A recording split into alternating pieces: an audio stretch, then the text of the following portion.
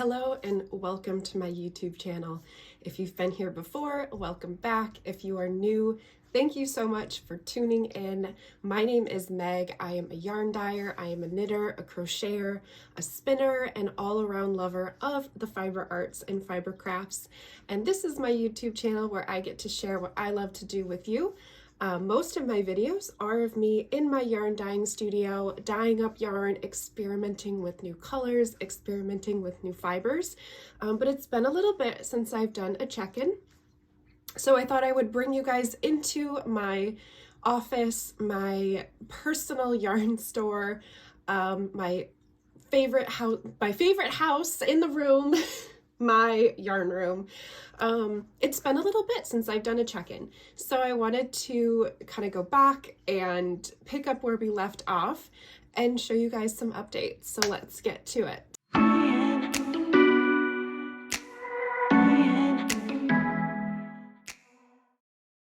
So the last two videos that I did of me yarn dyeing was, the first one was I was dyeing a colorway for LYS Day.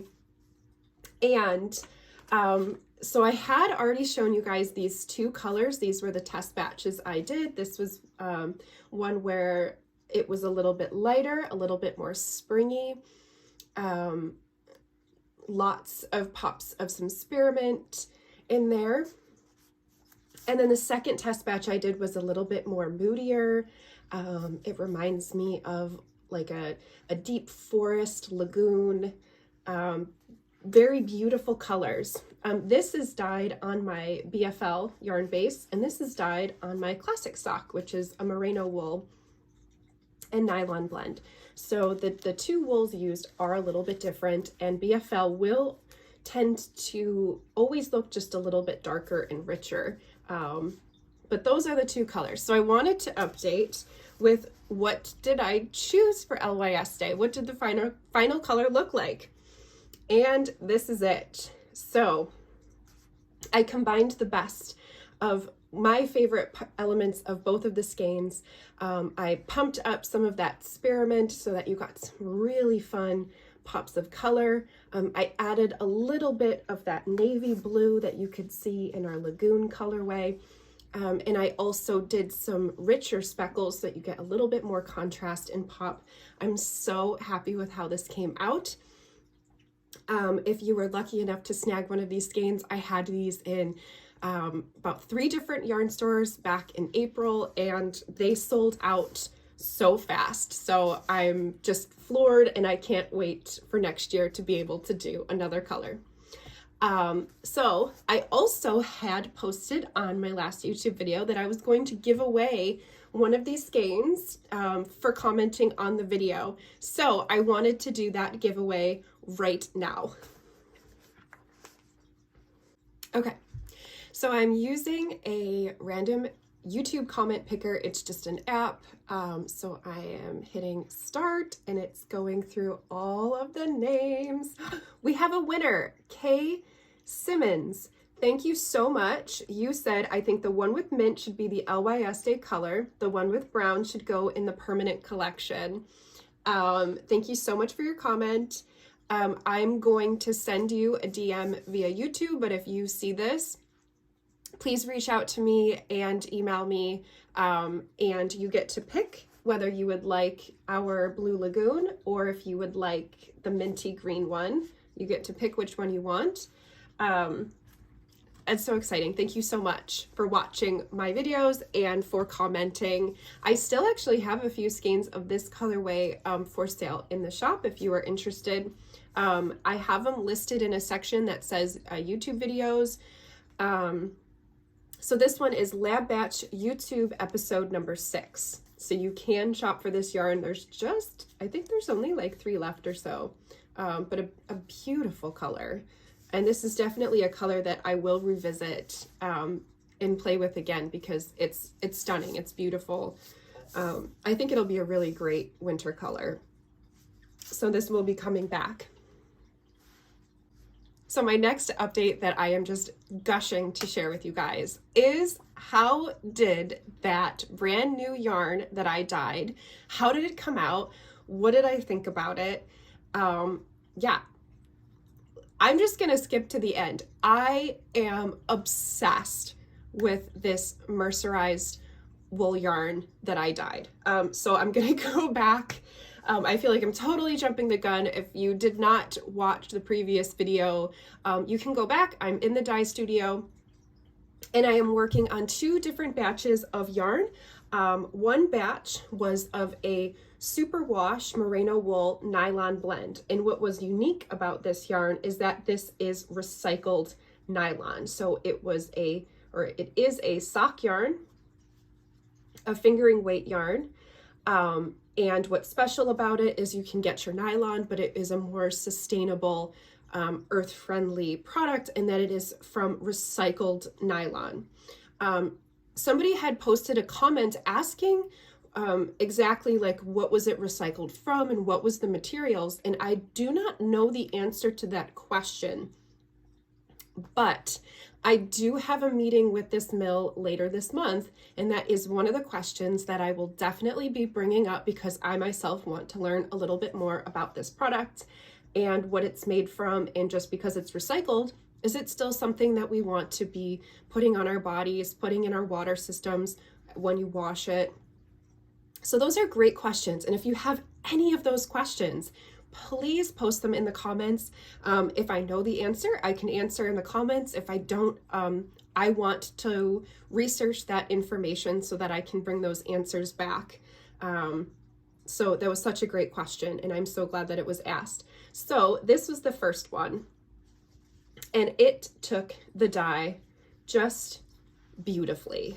I mean, this dyed just like merino wool, or I should say superwash merino wool dyes. It is beautiful. It's speckled. It's all the things. So one of the things that I did kind of notice about this is that, so superwash yarn is treated so that it is heat resistant, so that it does not felt. And I did notice, and I don't know if it's potentially the recycled nylon, which is a petroleum-based fiber, meaning that it's technically kind of like a plastic, even though it's not supposed to melt like a plastic. It's not supposed to melt like an acrylic yarn. Acrylic yarn, you don't want to expose to high heat because it can melt. It is literally blown plastic.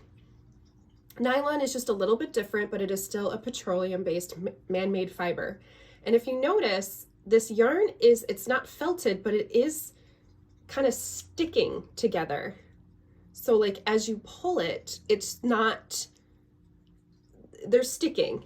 And this is something that is very, very, very normal in a non-superwash yarn. So after I have dyed a non-superwash yarn, generally I have to kind of rake it, because since it's not treated to be heat resistant, kind of like if you roughed up the edge of your hair, like you teased it, all those little strands will stick to each other. Again, it doesn't mean that they're felted, but some of the scales have opened and they've kind of touched and grabbed onto the scale of the fiber that's next to them, and you get that sticking effect.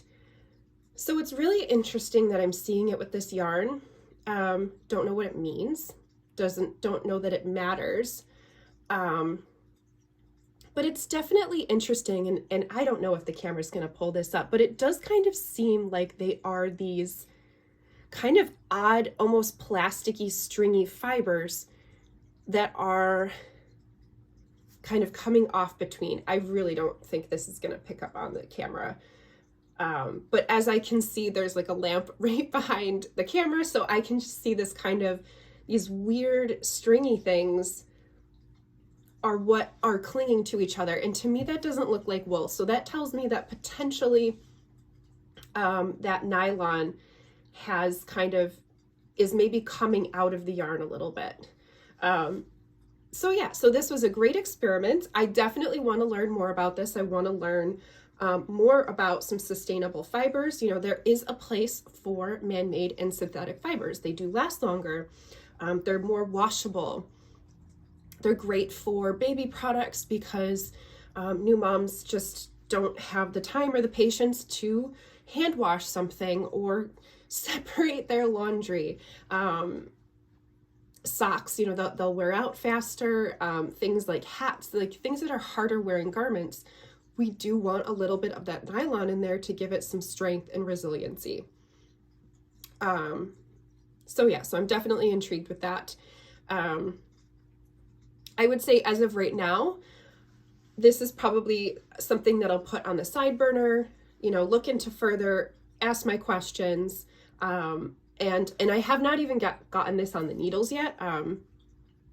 But I definitely want to at least knit up a swatch and block it and see how the fabric behaves.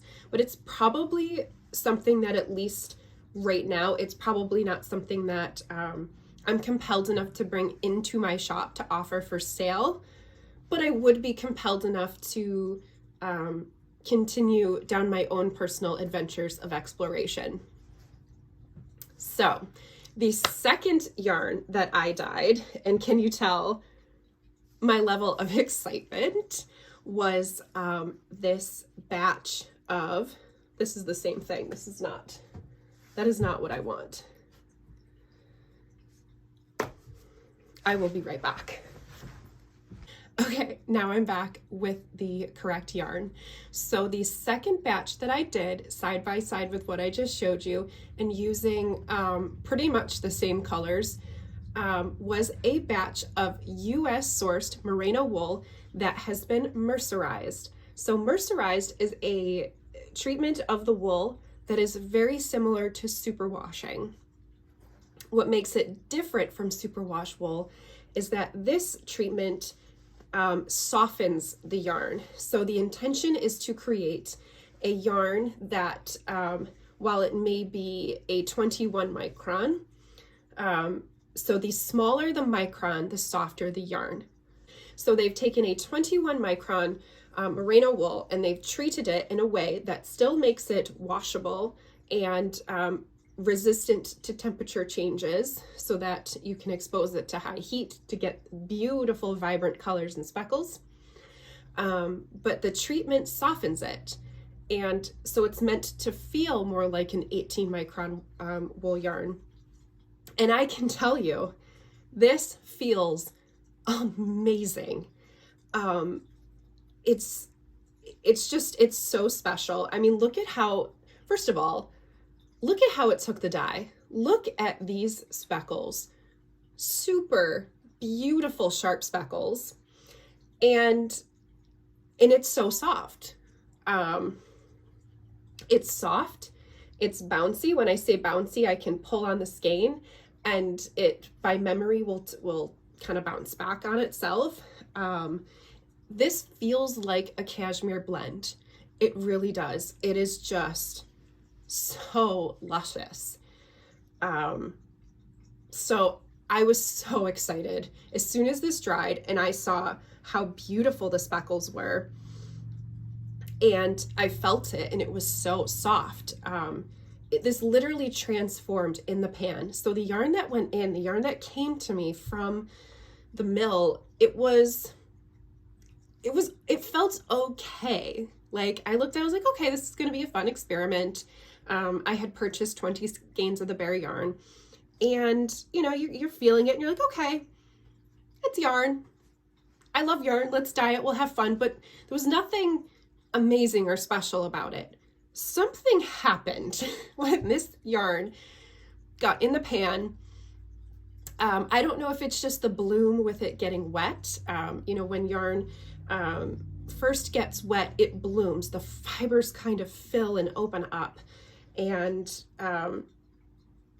yeah, so it went through an incredible transformation after it came out of the pan. And the fibers opened up into these plumpy strands. I mean, when you look at this, you could almost say that that's like a sport or a DK. But this is a fingering weight. And then, you know, when you really look at the strands and pull them a little bit, you're like, okay, that's fingering, that's fingering. But just how they plump and fill the space is unlike anything that I've really seen before. And like I said, it's so soft, so soft. And there's no cashmere in here, and there's no nylon in here. This is a 100% wool. And I also love that this is a 100% wool that is sourced from US wool. So low carbon footprint because it hasn't been shipped all over the world. We're supporting our domestic farmers. We're supporting our domestic mills. This was treated and milled in the United States. So really, really excited about this yarn. So I definitely had to get it on the needles. That was a must. So I did, and knitting with it, I am still even more excited about it. So I caked up 2 cakes of it. So here's what it looks like in the cake, that particular color. This color doesn't have a name. I just kind of went a little crazy in the video, experimented with colors. I did specifically choose dyes and colors that tend to misbehave. So one of the things, especially when I'm trying a brand new base, I really want to challenge that yarn and that fiber. So I'm going to challenge it by speckling dyes that potentially just behave, by drifting instead of striking immediately. And I especially want to challenge it with dyes and colors that potentially tend to bleed or be a little bit more difficult to get to set, because that's going to give me an idea of what kind of color collection I can then do with it. So I chose a lot of bright colors. You'll see a lot of pinks because, I think we all know the red sock and the white laundry. Reds and pinks. It's red pigment and pink pigment. The molecule is just large, so it tends to bleed. It can't really get into the fiber, so the bond is just a little bit weaker. It doesn't have to do with how well or bad a dye job was done. It's just chemistry at that point. So I specifically chose a lot of pink, a lot of magenta, a lot of purple, a lot of especially this like kind of neon pink. It's a troublemaker. It's beautiful, but it's a troublemaker. So I tested that. I have another skein. And then this is actually the LYS Day colorway. I dyed a batch of the LYS Day colorway on this yarn as well, because I was working on this yarn while I was dyeing the final batches of LYS Day. So it's funny how this ended up in there. So I got this on the needles, and it started off as just a swatch. Like there was no pattern, no purpose. And I was doing a triangle because I was just thinking like, oh, I could just make like a little bandana for my dog. And I just kind of kept going. And then I started adding in this other color. So I don't know what I'm doing with this. I don't know. I feel like every day I go back and forth between I should just bind it off so that I can block it and, and kind of start abusing this swatch a little bit to really see how it's going to wear and behave. But I have not done that yet, because every time I'm like, okay, I'll bind it off, I'm like, no, I want this to be a giant shawl. So I don't know what I'm doing. But here's what I have so far. So you can see how it is very springy. Boop. As in, so you do get drape in that, you can, okay, this is getting a little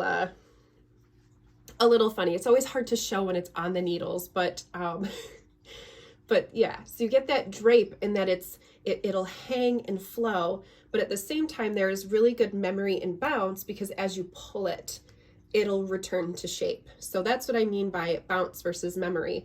Now it's not crazy elastic and crazy bouncy, and I'll show you a project that is so bouncy in a second. But yeah, so it has all the things that we want. That I'm really curious to see how these lace bits will open when I do get it off and block it. But I'm happy that like it's bouncy, it's stretchy, but it seems to be maintaining its memory. So yeah, I probably really do need to just bind this off so that I can, like I said, tie this onto one of my dogs for the ultimate abuse test to see how well it wears, how well it holds up. Does it maintain memory over time? Because sometimes superwash yarns, the superwash process, because it smooths the yarn, it's like a straightening treatment. You know, the fleece starts off curly and crimpy, and that's how it maintains its bounce, kind of like curly crimpy hair.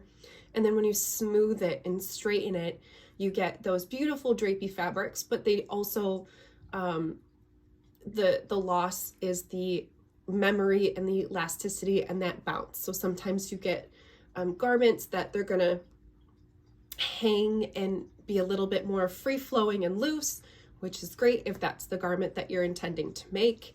But if you wanted a garment that has a lot of structure and is going to maintain its shape, then you definitely want something that's not going to lose its elasticity and memory and bounce. So yeah, so I'm really excited to learn, to keep digging in and learning more about this, but I do have to say I am so impressed by this yarn that I am planning on bringing this into the shop. So, so this batch came to me because it was the mill's first run of it. It was just a trial. They were testing it out, so I had ordered 20 skeins of it just to test out for myself. And I dyed a whole bunch of colors. Again, testing different techniques to get a really good feel for how it's going to behave when I pour colors. So if I poured solid colors, I wanted to see how it's going to speckle, and this holds speckles like it's the best. It is literally the best. Oh, here's a really good example of, I definitely challenged this with my bleeders. So this was dyed with a fluorescent pink and a fluorescent purple that are so stunning and gorgeous. And I see these two colors on a lot of other yarn dyers' yarn. I can spot them a mile away because they are just beautiful, but boy, do they bleed. And I have to say, I was very impressed. This color will always bleed. It always will. But this held on to the color definitely better than the nylon merino wool counterpart that I dyed and washed at the same time, because I could see in the rinse bath this was still pretty pinky. This was still had pink, but it was so much clearer. Or I should say, the true comparison is these two. And I didn't show these two side to side. So these batches were dyed together side by side.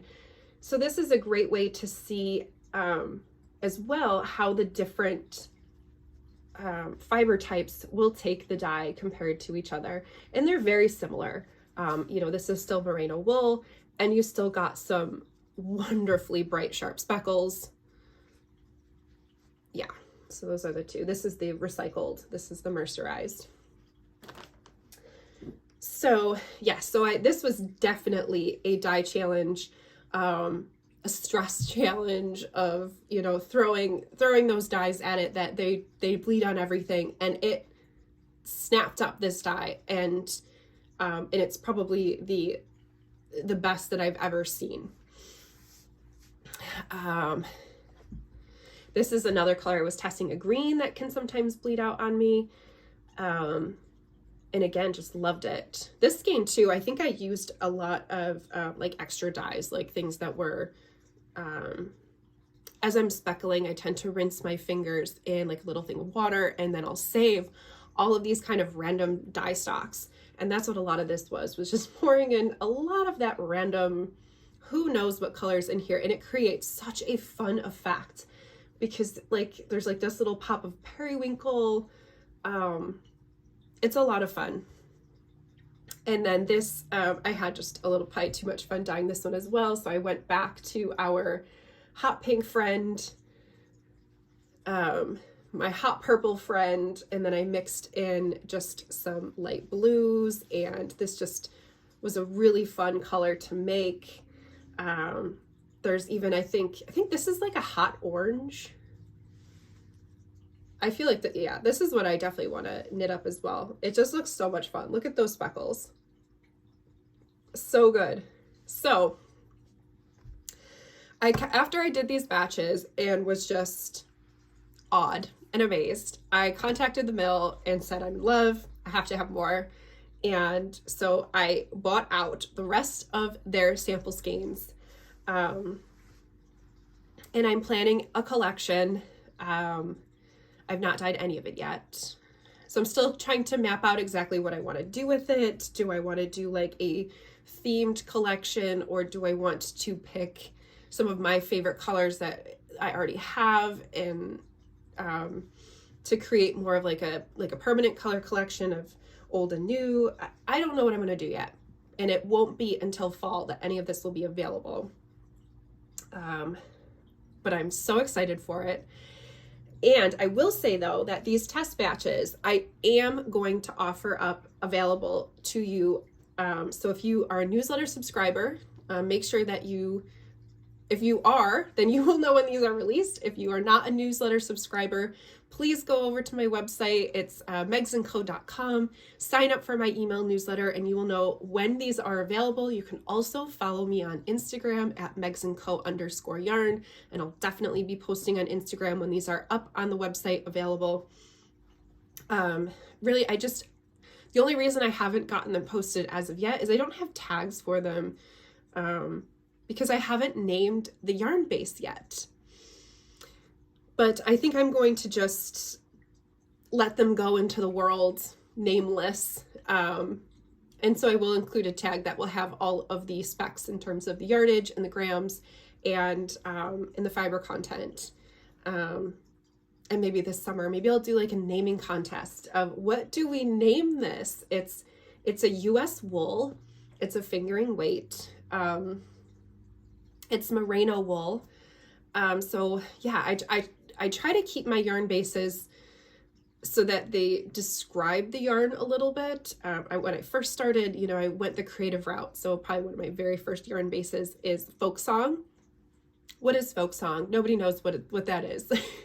So just for ease of shopping, my yarn names tend to be a little bit more boring, like classic sock or DK Merino. But you know exactly what it is. DK Merino. It's a DK weight Merino yarn. So yeah. So trying to figure out a name that explains what it is while still potentially being a little creative. I love this. Like, I'm just like gazing into this like aqua meets teal little pop there. It's so good. So yeah, so please make sure that you are subscribed to my email newsletter so that you can know when these get posted to the website, because I definitely am going to let these go, my test batches, because I can't knit them all. I'll save some. This will be with me. Maybe this one too. But for the majority, I don't know, this one's staying with me too. One or two of these skeins will end up on the website, I promise, because I want you guys to try this yarn too. I'm obsessed with it. I'm in love with it. But you, as my audience, as my customer, also has to be just as obsessed and also as much in love with it as I am. So I need to get it in your hands so that you can knit with it, crochet with it, weave with it, throw it at something, and let me know what you think of it. So yeah, super excited to get this out there into your hands for sure. So what's next? So the other thing that I wanted to share with you guys, because I thought this would show a great example of, again, a different material and that bounce that I was talking about.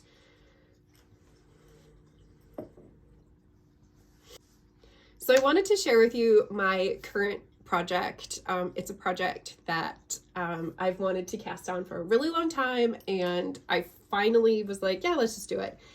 And I have been so obsessed. So I wanted to share it with you. Yeah,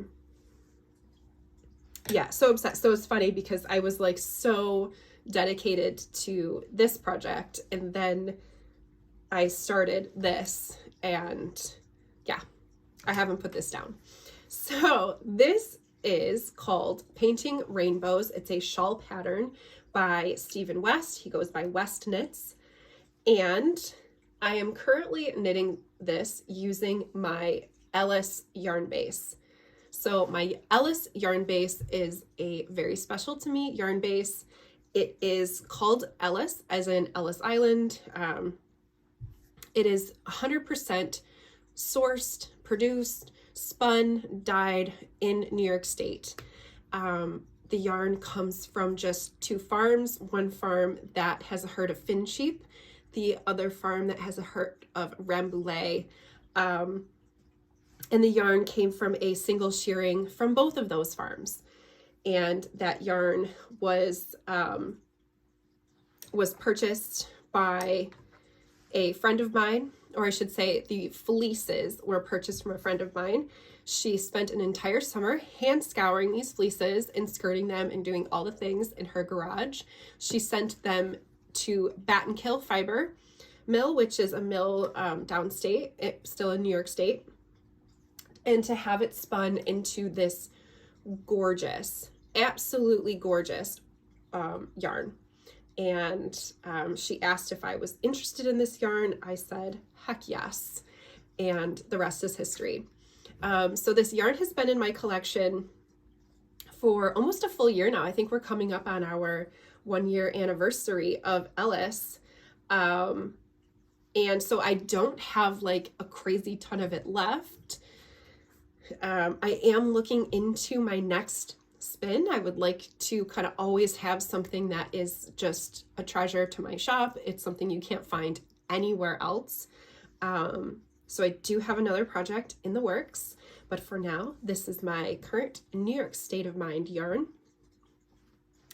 And it's just exquisite. So remember I was showing you this swatch and I was like, okay, you know, you can see that it's kind of hanging in that, like, you can see its shape. You don't really have to pull it to see that it's a triangle. But then you can stretch it and it bounces back, but you can see it's not like boing. I really hope that you guys are as entertained as I am. Sometimes it's so weird to have like this one-sided conversation where I'm just staring into a camera lens, having fun, boinging my yarn samples. But yes, you can kind of see like it snaps back to its shape, but it's not like, yeah, it's not like a spring. Now let me show you this. So granted, this is a much wider piece of work. So, and it's on probably a cord that's way too short, but you can see that I really have to kind of manipulate it a bit for you to see its shape. It probably has more to do with the cord, but here's the fun part. So if I hold it upside down, you can see, look at these beautiful stripes. Okay. So now I'm going to do that same kind of boingy thing. So first of all, look at how much more I can stretch this. Like if I were to have knit this with something that's super drapey, like a silk blend, like like that super wash merino wool silk blend single ply like this, you might not even be able to see these textured ribbings. The fabric would probably stretch and lay like that. And again, beautiful both ways, but you get a very long, dramatic piece of fabric, but you do lose some of that texture. Now watch what happens when I release that. Like that is a springy bounce. That bounces right back. Boom. It's just so cool. And I have spent way too much time like just going burr, burr, burr. And like to just, you squish it and it's just, it has just an unexplainable tactile feel to it. I'm a very tactile person. I think that's what attracts me to the fiber arts, because I love to just touch and feel, and especially things that feel different. So to feel something that's like butter soft. And then to have something in my hands that like, it's soft, but it's different because I can feel texture. I can feel a lot of texture. But it's not rough texture. So, yeah, it's such a unique yarn. So I feel like I'm going right down a rabbit hole here. So I just wanted to share with you guys this project because, like I said, I casted it on about 2 weeks ago and I've not been able to put it down. I chose 8 different colors. So I'm doing this in, I believe this is Baby Blue Eyes. This is Dahlia. Love that color. This is Sea Breeze. Carrots, probably my favorite orange. Oh, this is such a good orange. I definitely want to turn this into something else too. This is Lavender. 10,000 Leagues Under the Sea.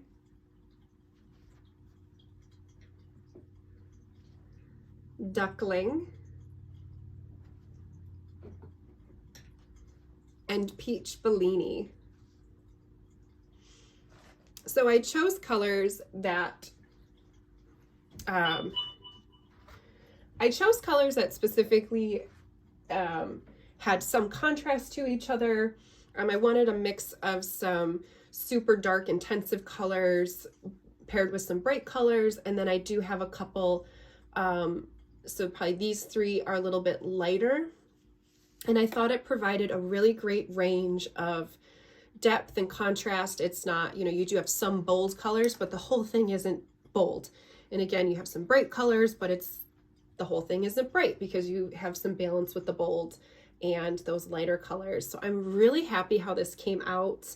Oh, and my contrast color, now that's all the way at the bottom of my Scout and Bean bag. So my contrast color is Cinderella, or is this Cinderella or is this the Witching Hour? Honestly, they're so close, it doesn't matter. I think this is the Witching Hour, but it's a really deep, dark, tonal, silvery black. I think this is the Witching Hour because the Witching Hour is technically darker than my Cinderella. My Cinderella, you can still see some more pops of gray and silver. Witching Hour is meant to be almost black, but not black, if that makes sense. So I'm pretty sure that's what it is. So that's where these contrast stripes come in. Yeah, so I just wanted to share this. It's a really great project. It's giving me a lot of joy. I am almost at the end where I can start the border. And I will say, so my Ellis yarn, it was commissioned to be spun as a lace weight, but in my opinion, I call it a light fingering. It still is just a little bit plumpy. And again, it blooms and fills the stitches so that it knits and behaves like a fingering while still being very light and airy like a lace weight. It's really great. So the pattern is meant to be 2 strands of mohair held together and with a thing of fingering for the contrast. So I am just doing the 1 strand of Ellis, and so I did go down a needle size to compensate for that, and I thought that this made a very nice fabric. I'm happy with that. So yeah, so I will say though, is that with Ellis, you get 600 yards of color. So you can see I am just about at the end of my project, where with especially this color I'm done with. So all I have to do is the border. And you can see like I have pretty much a full skein. I'll definitely weigh these when I'm done to see exactly how much I have. Even my contrast color, I still have a good amount, and I'm really hoping that I can get this whole shell done without having to dip into a second skein. So I will say that I chose 8 colors. So there's a potential that you would need 9 to 10 skeins, depending on how much contrast color I can get away with. So that's a lot of yarn. I'm definitely looking into a second project, a second stripey project that I could do potentially with these same colors, so that I can utilize all of this yarn. Because it's so good. It's so soft. It's like, it's soft, but like in such a different way that this is soft. And I really don't know how to put into words exactly like what this feels like. Like you feel texture. You feel that it has a hand to it, or I should say a tooth to it, but it's not that bitey, uncomfortable tooth that you can get with some of the coarser wools. It still is very soft. I don't know. So now I'm just rambling at this point. But yeah, so super excited about this project. I remember what I was going to say. So I was planning, because 8 colors is a lot of colors to commit just for this shawl, when you only need,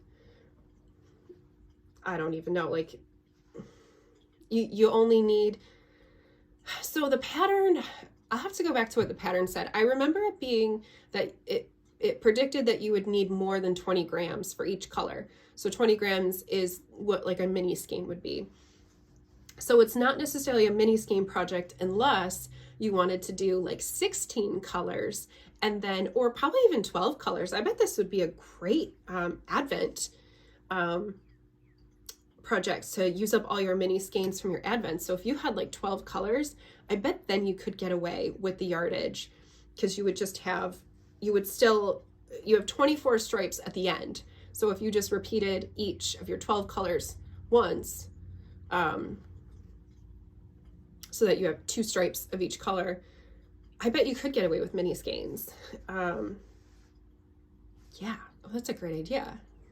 Now I want to make another one with mini skeins. So what was I getting at? Oh yeah, so when I was looking at just what the original pattern called for with the 8 colors, you needed a little bit more than what a mini skein would give you. So that's why I was like, okay, well, I'll just try this and see what I have left over. So I was going to offer up some suggestions of, instead of doing all 8 colors, that you could definitely do 4 colors, which I think would be stunning, and it would potentially highlight a particular color palette a little bit better. Like if you prefer your warm tones, I think that those 4 colors would be exceptional.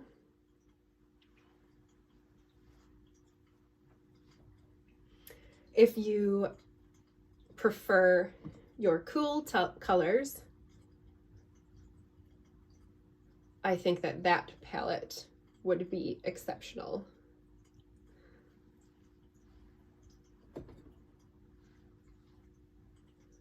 And if you wanted some super contrast, I'd probably put this here, but I think that that palette would be just a wowza. And then if you just want fun colors,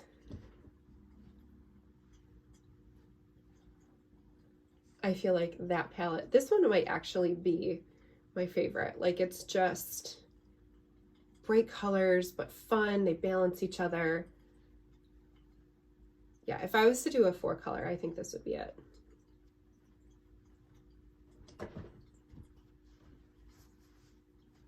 Thank you guys so much for tuning in to another episode on my YouTube channel. I am planning to get back down into the dye studio and filming some more episodes for you. I have some more yarn that I've never dyed before and need to get into the pot so I can give it a try. I have, I think I have 4 different mohair and wool blend yarn that I wanted to try. They are from 4 different mills, and I definitely am excited to get those in the pans. And I also have a couple different alpaca blends from a few different mills as well that definitely need to get into the pans. And I wanted to bring you on to my creative journey. And yeah, so with that, I will see you next time. Make sure that you like and subscribe. Like in this video and subscribe to my channel so that you always get notified when a new content is posted. And you can follow me on Instagram at megsandco_yarn. You can follow me on Facebook at megsandco. You can follow me on TikTok at megsandco. And my website is megsandco.com. Thank you so much. And if you have any suggestions for content that you would like to see, just drop me a DM, or you can email me. And I'd love to know what videos, what questions do you have for yarn dyeing, for projects, for wool? What do you have? And I can answer those questions. So until next time.